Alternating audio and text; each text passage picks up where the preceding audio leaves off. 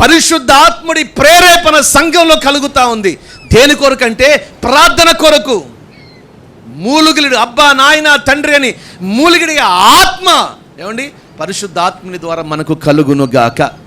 అందుకనే కదా ప్రతి నెల 10వ తారీఖు ఉపవాస ప్రార్థన, 12 గంటల ఉపవాస ప్రార్థన, వేకుజాముల ప్రార్థన. సంఘంలో ఎందుకు ఇన్ని ప్రార్థనలు? ఒక పక్కన ధూపం వేయబడుతూనే ఉండాలి. అందుకనే బైబిల్ చెప్తా ఉంది, మందిరములో దీపము ఆరిపోకూడదు. ఆ దీపం ఏంటో తెలుసా? ప్రార్థన. హల్లెలూయా. ఎప్పుడైనా అత్త కోడలు కలిసి ప్రార్థన చేశారా? అత్త అబ్బాయి బాగాలేదు కదా, మీ అబ్బాయికి ప్రార్థన చేద్దాందా? నిజమేనండి.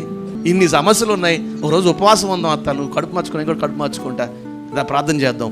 పరిశుద్ధాత్మ ప్రేరేపణ అయితే ఎలా ఉంటుంది? హల్లెలూయా.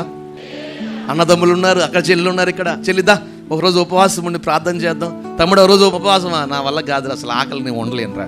మరి నిజమే కదా, ఈరోజు పరిశుద్ధాత్మ ప్రేరేపణ మన కుటుంబాల్లో కానరాటం లేదు. అందుకనే ఈరోజు వాగ్దానంగా ప్రభు అంటాడు ఏమనంటే, ఇదిగో నా ఆత్మ చేత మీ మనస్సులను ప్రేరేపిస్తాను. ఎందుకనంటే ప్రార్థన కోసం. మీకు ప్రార్థన అవసరం, మీ కుటుంబాలకి ప్రార్థన అవసరం.